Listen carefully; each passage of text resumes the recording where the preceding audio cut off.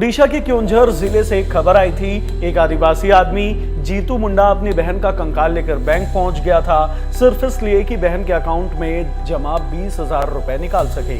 जीतू का कहना था और मीडिया में जो वर्जन सामने आया था वो ये था कि वो बैंक कई बार गया, हर बार बैंक वालों ने कहा कि अकाउंट होल्डर को साथ लेकर आओ तभी पैसे मिलेंगे। जीतू कहता है उसने बार बार बताया कि बहन मर चुकी है, फिर भी बैंक नहीं माना। आखिर में फ्रस्ट्रेशन में उसने कब्र खोदी, बहन के अवशेष बाहर निकाले और सीधा बैंक के काउंटर पर रख दिया।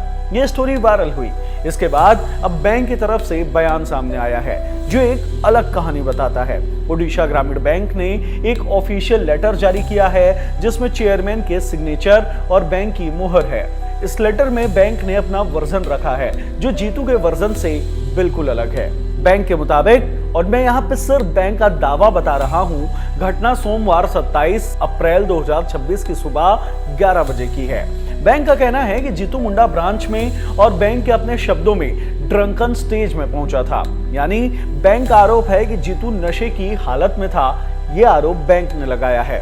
बैंक ने दावा किया है कि जब ब्रांच मैनेजर ने जीतू से पूछा कि उसकी बहन कहाँ है तो जीतू ने कहा कि बहन कोमा में है, बैंक नहीं आ सकती। यानी बैंक का कहना था कि जीतू ने उन्हें यह नहीं बताया था कि बहन की मौत हो चुकी है, उसने बताया कि बहन कोमा में है।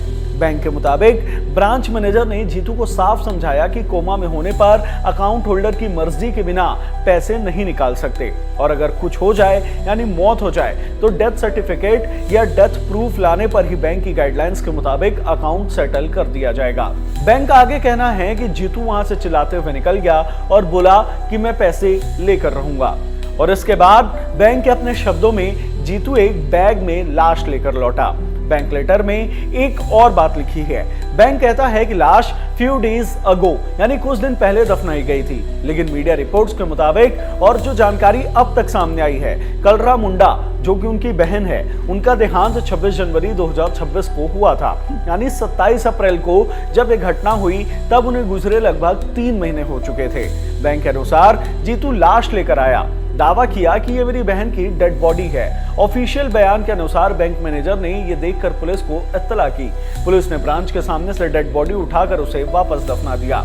बैंक लेटर के आखिर में लिखा है कि डेथ सर्टिफिकेट आते ही जीतू के क्लेम को प्रायोरिटी पर सेटल कर दिया जाएगा। तो अब हमारे सामने 2 वर्जन है। अब सच क्या है ये जांच का विषय है। हो सकता है कि दोनों वर्जन में कुछ सच्चाई हो सकता है कि दोनों के बीच मिसकम्युनिकेशन का एक बड़ा फासला हो जो अनपढ़ ग्रामीण ग्राहक और कागजों में चलने वाले बैंक सिस्टम के बीच बिल्कुल आम है। जैसे जैसे जांच आगे बढ़ेगी साफ होगा कि किसने क्या कहा और कौन सा वर्जन कितना सही था। तब तक ये कहानी बताती है कि सिस्टम और इंसान के बीच का फासला सिर्फ कागज का नहीं होता, कई बार वो जिंदगी और मौत का भी हो जाता है। इस वीडियो में इतना ही। धन्यवाद।